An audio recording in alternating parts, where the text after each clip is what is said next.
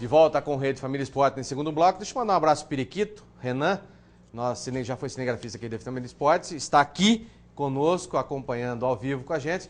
Periquito, um abraço, quem sabe logo logo você estará aqui conosco também. Grande abraço, obrigado pela visita, hein, Periquito. Um abraço. Um abraço, obrigado. Aí o pessoal visitando aqui o Rede Família Esporte, visitando as dependências da Rede Família de televisão. Vamos falar agora de final da Recopa Sul-Americana. Pacaembu lotado para uma final entre Corinthians e São Paulo. Dois dos maiores clubes do Brasil e, por que não, do mundo. Apesar de certa dificuldade, o favoritismo corintiano foi confirmado, traduzido em 2 gols. Veja como foi. Tá aí então, Veloso, vamos mostrar os melhores momentos dessa partida, né? E o mais importante a gente falar. Eu acho que por mais que as pessoas pudessem dizer alguma coisa contra, eu acho que o primeiro jogo definiu o título do Corinthians. Seria muito difícil, pelo que vinha jogando o Corinthians, pelo que não jogou o São Paulo promover uma reação dentro do Pacaembu. Eu acho que o maior problema é esse, o que vem jogando o São Paulo. Porque num clássico entre 2 gigantes do nosso futebol, se falar que o São Paulo não tem chance nenhuma de ganhar do Corinthians de 1-0 no Pacaembu, só nos dias atuais. Só nos dias atuais, é. Porque o São Paulo passa por um momento de crise política, de maus resultados. Crise técnica entre os jogadores, insatisfação do torcedor com a equipe, com o treinador e com a diretoria. Com a diretoria. Então eu acho que no momento atual, muito pouco se esperava do São Paulo. E foi realmente o que nós vimos novamente. O Corinthians, uma realidade do nosso futebol, a melhor equipe do nosso futebol, pelo menos a mais estável. Contigo. O Atlético também é uma grande equipe, mas oscila muito, né? O Corinthians é uma equipe que consegue manter um padrão, já, né? Uma realidade, um time que vem jogando bem, conquistando todos os títulos. E o São Paulo, num dos momentos que eu realmente não me lembro de ter visto o São Paulo passar por um momento tão nunca teve, difícil, né? Complicado e com problemas internos para resolver, e problemas esses que não são mais internos, são públicos. São públicos. Né? Esse é o maior problema do São Paulo que eu vejo hoje. Uma coisa que também nunca o São Paulo aconteceu no nunca São Paulo. deixava transparecer problemas internos. O São Paulo resolvia seus problemas, né? E ninguém ficava sabendo. Hoje não, hoje todo mundo Hoje viraram sabe problemas públicos. Está evidente e muito pior do que isso, parece que eles não sabem mais como resolver. Não, é verdade. Chegou o Autuori, eu acho que o Autuori agora é a grande esperança do presidente, né, do Juvenal, mas o Autuori vai ter muito trabalho. Acho que o São Paulo errou em algumas contratações, apostou em alguns atletas que eu acho que também não deram retorno, né? O Lúcio está muito abaixo, o Luiz Fabiano muito abaixo, o Ganso muito abaixo. E você é uma das testemunhas disso. Quando chegou o zagueiro, o que foi a primeira coisa que eu falei para você quando o São Paulo trouxe o Lúcio para cá?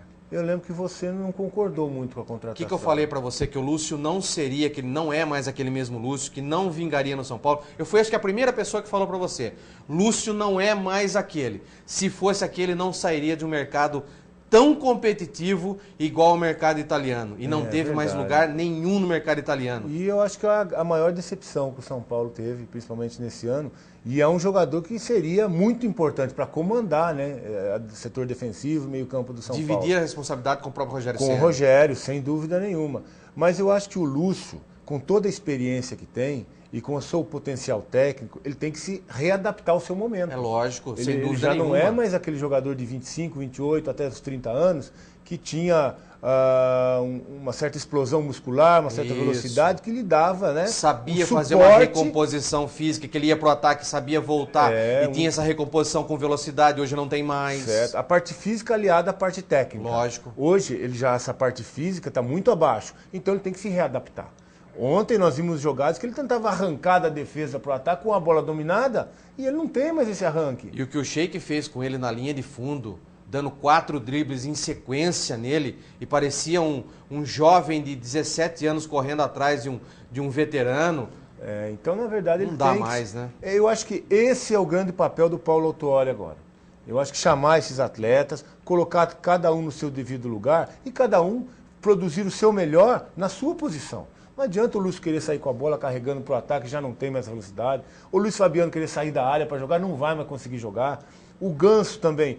Esse sim, precisa ser mais participativo, precisa vestir mais a camisa. O próprio Muricy falou isso, né? Então eu acho que esse é o grande desafio do Autuori, e ele vai ter essa oportunidade nessa excursão.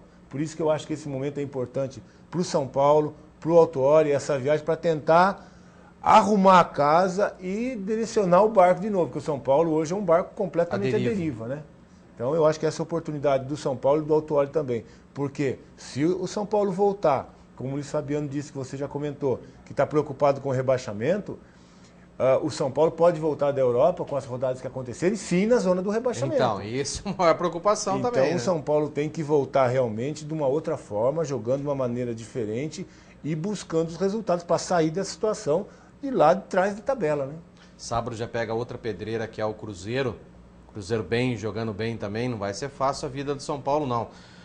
É muito preocupante, né? O torcedor está muito preocupado com o futuro, com os destinos, né? Com o destino do São Paulo. Não vai ser fácil, não. Vai ter que ter muita calma, muita tranquilidade, conversar bastante. Não é fácil. O São Paulo não costuma errar, só que ultimamente vem errando muito. Quer dizer, liberou um jogador tão importante que era o Rodolfo, um belíssimo zagueiro. Belo zagueiro. Belo zagueiro. Liberou assim, praticamente leva o Grêmio. E o Grêmio acabou levando um zagueiro tão importante, confirmada hoje a liberação e o acerto, né, do Rodolfo com o Grêmio. O Grêmio está levando um belíssimo zagueiro. Não que dá vai fazer entender. falta. Está fazendo muita falta, né? O Tolói, que foi apontado nos melhores zagueiros do ano passado, chega no São Paulo, parece que, não sei, o jogador não consegue desenvolver o mesmo futebol que vinha jogando. O segundo não dá gol para entender. Nossa, do Corinthians, não onde dá o para Danilo entender, subiu né? de cabeça no meio da zaga. Sozinho. Sozinho, ninguém nem Sozinho. disputou a bola com ele. Ele cabeceou, o Rogério defendeu e ele ainda foi no rebote. Foi no rebote, não tinha ninguém para ajudá-lo ali no momento de chegar com ele para dividir uma bola também. É inaceitável, inaceitável, né? é, Clássico, realmente... decisão de campeonato. O Danilo, que não é um especialista de cabeça, né? Não. Ele chegou no meio da zaga do São Paulo sem ser incomodado. Agora, o que fazia falta, né? Nós vimos o jogo de domingo do Corinthians contra o Atlético, em casa. O que faz falta, o Danilo, o que faz falta o Emerson Sheik, esse time do Corinthians, é nítido, né? Como o time cresce, como os outros jogadores se apoiam muito quando tem o meio-campo formado com o Danilo e com o Emerson Sheik dando esse apoio no ataque também. O Danilo é um jogador que realmente ele tem um posicionamento tático e também municia o ataque do Corinthians, né? As jogadas passam sempre por ele. E o Sheik, a velocidade, disposição, marca, ataca, né?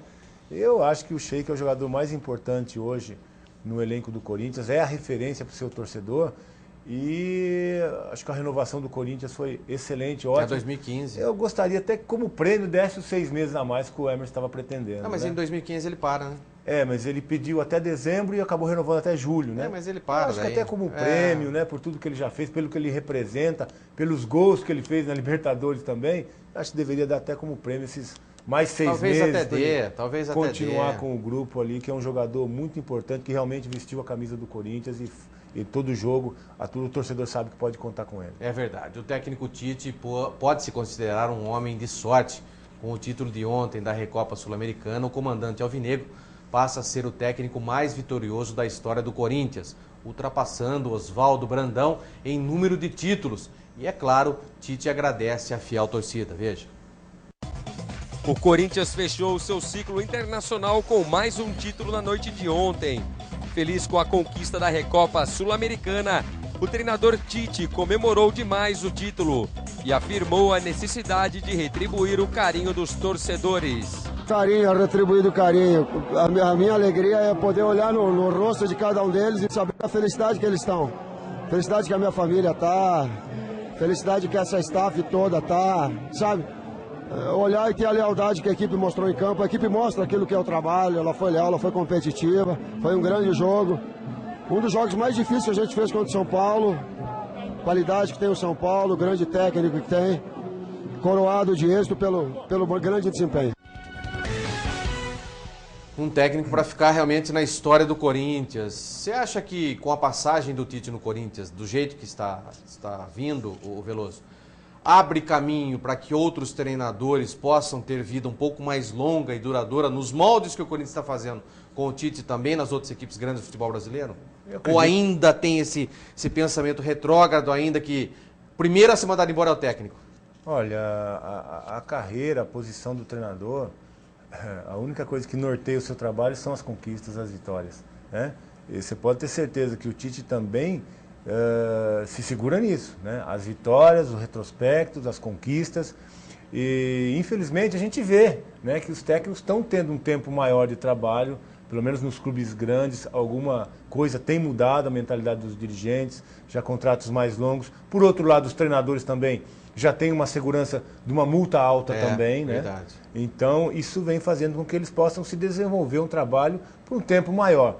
Que é impossível, né, Guina? Você chegar num clube como o Autuori agora, ser cobrado agora... Não tem como, ele não tem nada a ver com aquilo. Como ele vai fazer? Ele chegou... O grupo de jogador está lá, ele nem conhece direito os jogadores. Mas nem se tivesse vindo o Muricy que a torcida queria, também não seria do mesmo jeito. Muito mais difícil ainda é para o Autuori, acho. porque estava fora do país, num outro clube, chegando num clube totalmente novo. Então eu acho que o treinador tem que ter tempo de trabalho mesmo, tem que conhecer os jogadores e mais do que isso, conhecer a característica dos jogadores. Aí sim eu acho que ele pode ser cobrado, deve ser cobrado, mas ele precisa, sem dúvida nenhuma, ter um tempo para trabalho, que é no mínimo um ano, né? No mínimo, né? No mínimo um ano de trabalho. Aí sim ele pode cobrar, mas o problema é que ele tem que ser cobrado. O mundo, o Brasil é muito imediatista, né? Os torcedores são imediatistas. Os dirigentes mais ainda, né? Ainda mais num clube igual ao São Paulo, que muitas vezes não é o treinador que manda. E se tem essa tal de ingerência. Enquanto no Brasil tiver essa tal de ingerência, dificilmente os treinadores conseguem fazer e levar os seus trabalhos a fundo. Eu acho que o lugar de treinador é dirigindo o clube. Como também acho que não é certo o treinador querer sair para casa para contratar jogador. Eu acho que essa função não é de treinador fazer. Ele pode até indicar. Indicar é uma coisa. Ó, eu acho que é importante. Guina, você vai me dar, o Veloso, você é o treinador, você vai me dar uma lista com jogadores que você gostaria de trabalhar. Ok. Prioridade. Eu sou o presidente, eu vou ver a necessidade. Fulano de tal, entra em contato. Não dá, presidente, eu ganho, tô ganhando aqui 500 mil. O senhor pode pagar 650, eu saio. Não dá. B, C, D, E e F. Veloso, não deu para trazer. Tudo caro, não dá para trazer. Eu vou ver as condições. No mercado tem um fulano de tal. Vou trazer esse aqui que está em condições. Te dou o fulano e tal para trabalhar, Veloso. Se vira. Isso acabaria com um problema também, entendeu? Que muitas vezes a gente vê elencos inchados. Então. Porque o treinador vem, contrata 5, 6 atletas, aí não dá certo, o treinador vai embora primeiro, chega outro treinador, traz mais 5, e aí você vê um elenco inchado, o clube já não consegue mais pagar, a folha de pagamento fica alta, pela rotatividade tanto de treinadores como de atletas. E não se acerta o time. E um outro problema que eu vejo maior ainda, e que o treinador tem que resolver uma bucha como essa, é que muitas vezes há 3 letrinhas que estão atrás, que as empresas de 3, 4 letrinhas, né? DIS, FIH, FIO, que mandam jogadores. Senhor presidente, eu tenho 3 jogadores aqui, eu estou dando 3 milhões de reais para vocês anuais, me bota esses 3 jogadores para jogar. Esse é um e aí eu chego, presidente Veloso, 3 jogadores aí, tá, tem que jogar. E aí, Veloso? Isso não pode acontecer mais, né? Isso então, mas você sabe que acontece isso. Olha, Guina, mas eu acho que depende muito da personalidade do treinador, né? Você vê que se o treinador realmente tiver o grupo na mão e se ele não quiser perder o respeito dos seus atletas, porque o jogador sabe também. Sabe, claro que sabe, não é bobo, né? E se ele percebe que o treinador está escalando esse ou aqueles jogadores a mando da diretoria, ou do presidente, ou do investidor, ele perde o comando e pode ter certeza que ele perde totalmente o controle do grupo.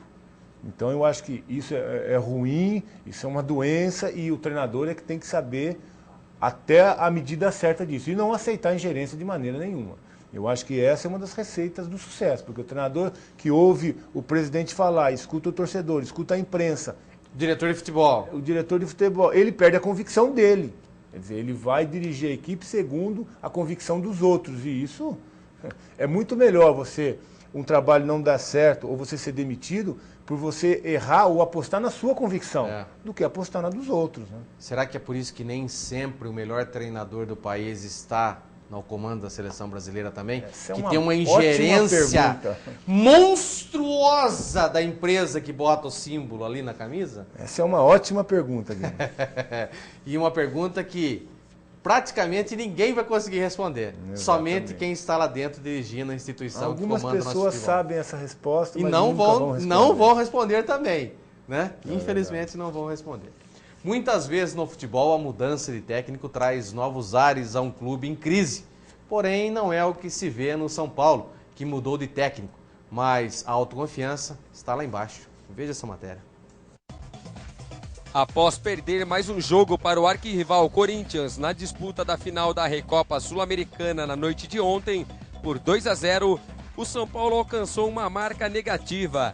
São 9 jogos sem vencer. São 6 derrotas seguidas entre Campeonato Brasileiro, Recopa Sul-Americana e um amistoso contra o Flamengo.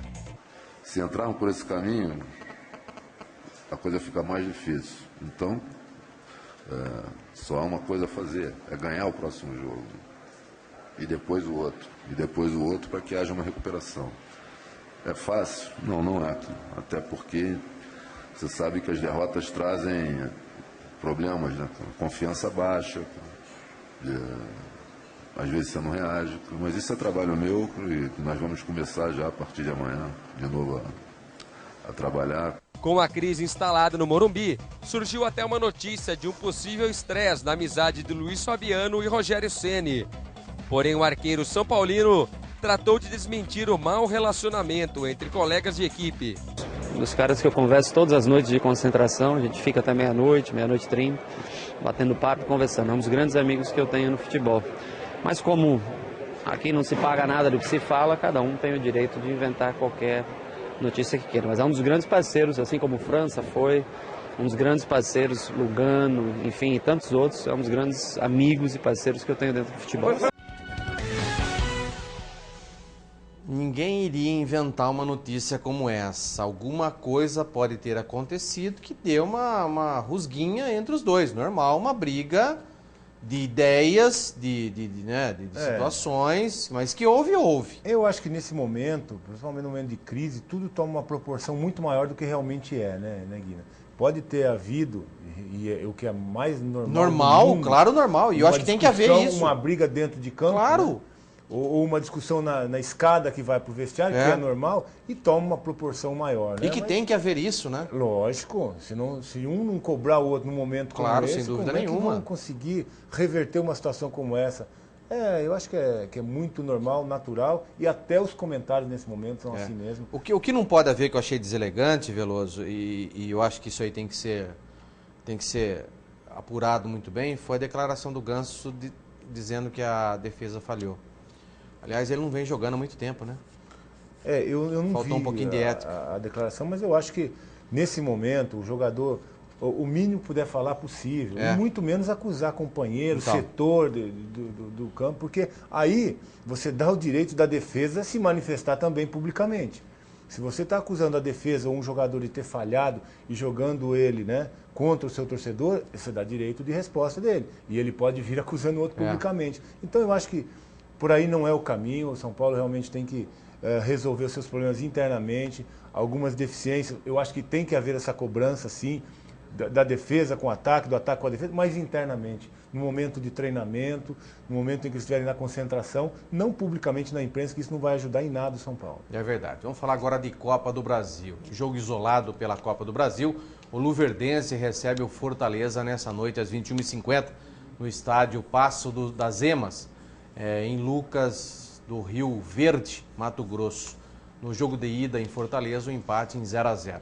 E na noite de ontem, os favoritos na Copa do Brasil se deram bem, exceto o Criciúma, que caiu diante do Salgueiro de Pernambuco. Veja os gols. Flamengo e Asa de Arapiraca jogaram em volta redonda. João Paulo cruzou da esquerda e Elias desviou. 1-0. O Asa empatou aos 11 do segundo tempo. Léo Gamalho cruzou rasteiro, Valdívia ajeitou e Osmar chegou de trás soltando a bomba. E Bruninho cruzou para Marcelo Moreno, que de voleio marcou um belo gol. Final, Flamengo 2, Asa 1. E zebra na Copa do Brasil. Fábio Ferreira marcou para o Criciúma, mas o Salgueiro empatou aos 41 do segundo tempo, com Fabrício Ceará. Criciúma 1, Salgueiro classificado 1. O Cruzeiro venceu fora de casa o Atlético Goianiense por 1-0. O gol cruzeirense foi marcado por Luca. A equipe mineira já havia vencido o primeiro jogo por 5-0.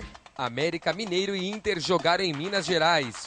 O zagueiro colorado Ronaldo Alves tentou cortar e fez contra. O Inter empatou com D'Alessandro. Final, América Mineiro 1, Inter classificado também 1. Em Natal, ABC e Goiás empataram em 1-1 e classificou-se o Goiás, que havia vencido o primeiro duelo por 3-0. E apenas uma partida de ida ocorreu nesta quarta-feira. Sem gols, Paysandu e Atlético Paranaense empataram em Belém. Vamos conferir então os jogos dessa Copa do Brasil no Plasma para você. Vamos conferir então os jogos. Paysandu 0, Atlético Paranaense também 0, Flamengo 2, Asa 1, Atlético Mineiro 1, Internacional 1, ABC 1, Goiás 1, Criciúma 1, Salgueiro também 1. Esses foram os jogos da terceira rodada da Copa do Brasil 2013. E o mercado da bola continua agitando os cofres dos clubes pelo mundo. Acompanhe. Sem muitas opções no mercado após fracassarem algumas negociações, a diretoria do Peixe deve ir em busca do meia Michael Suel, que já havia sido sondado pela equipe praiana, anteriormente considerado como a terceira opção. Encostado na Udinese da Itália, desde o ano passado, quando perdeu um pênalti que custou a presença do clube na fase de grupo da Liga dos Campeões, Michael Suel já teria um acerto verbal com o Santos em relação à questão salarial. E agora o Peixe tem que conseguir a liberação do atleta junto aos italianos até o próximo sábado, quando a janela de transferências se encerra. E o Grêmio acertou nessa quarta-feira a contratação do zagueiro Rodolfo, encostado no São Paulo. O tricolor acertou a chegada do defensor por empréstimo de 1 ano, com opção de compra no final do contrato em julho de 2014. O anúncio oficial ainda depende do acerto burocrático entre as partes. E bastante criticado pela torcida brasileira, o atacante Hulk pode ser protagonista da segunda transação mais cara do mercado europeu neste meio de ano. Isso porque o Mônaco da França estaria disposto a pagar a bagatela de 60 milhões de euros, pouco mais de 176 milhões de reais, ao Zenit da Rússia. Caso a proposta seja oficializada, o clube russo teria a possibilidade de recuperar o dinheiro investido no jogador da seleção brasileira. Apesar de ter custado 50 milhões de euros, Hulk nunca se firmou na equipe russa. Na última temporada, foram apenas 11 gols em 29 jogos. Já falei que esse cara tem uma cigana maravilhosa, rapaz. Precisa dar endereço dessa cigana para nós. Olha lá, hein? Alguém duvidaria que uma CPI da Copa poderia vir a público? Pois é, a oposição pede investigações dos custos dos estádios construídos para as Copas das Confederações e também a Copa do Mundo. Acompanhe até que enfim, será que vai ver alguma coisa? O alvo são as denúncias de superfaturamento nas obras dos estádios e também de infraestrutura. De acordo com o TCU, essas obras teriam ficado pelo menos 15% mais caras do que o que estava previsto. Em janeiro de 2011, por exemplo, a previsão era de um investimento de 23 bilhões e 800 milhões de reais. Mas em julho do ano passado, a estimativa já ultrapassava os 27 bilhões de reais. A oposição também quer investigar a suspeita do uso do dinheiro do FGTS nas obras da Copa. E baseado nas manifestações de rua dos últimos dias, o presidente da FIFA, Joseph Blatter, disse que a escolha do Brasil como sede da Copa do Mundo pode ter sido um erro. Eu não vou falar muita coisa, vou deixar para o Veloso falar, mas não vai dar nada essa CPI, viu, Veloso? 15%, isso é coisinha, peixe pequeno. Olha, vamos aguardar, viu, Guina? Porque a gente sabe, né? Sabe que o negócio é outro, o buraco era mais embaixo, não é só isso o negócio, né? Eu acho que é necessário, sim, eu acho que o povo merece uma satisfação, né? De onde está indo o dinheiro público, principalmente em obras como essa. E eu espero, sim, que seja muito bem apurado, né? Que essa CPI consiga apurar realmente o custo desses estádios e quanto a mais nós acabamos pagando não é por 15% só, nós estamos falando em muito maior do que isso. Muito maior. 15% é coisinha simples, não é só isso, né? Não, a gente vê que os estádios, né, a princípio, o que se esperava... Estão mostrando o estado do Corinthians, esquece, o estado do Corinthians é particular. Então, o negócio é falar de estádios que não são de propriedades particulares, né? Mané Garrincha. Mané Garrincha, outros estádios aí que não são...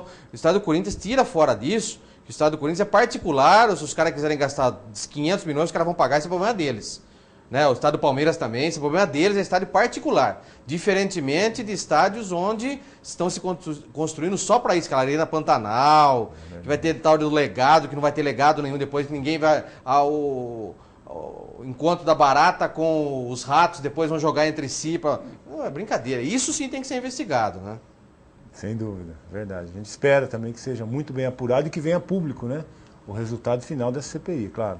É verdade. Após a Copa das Confederações, a FIFA está repensando alguns aspectos da Copa do Mundo de 2014, especialmente o número de sedes, alegando questões de logísticas.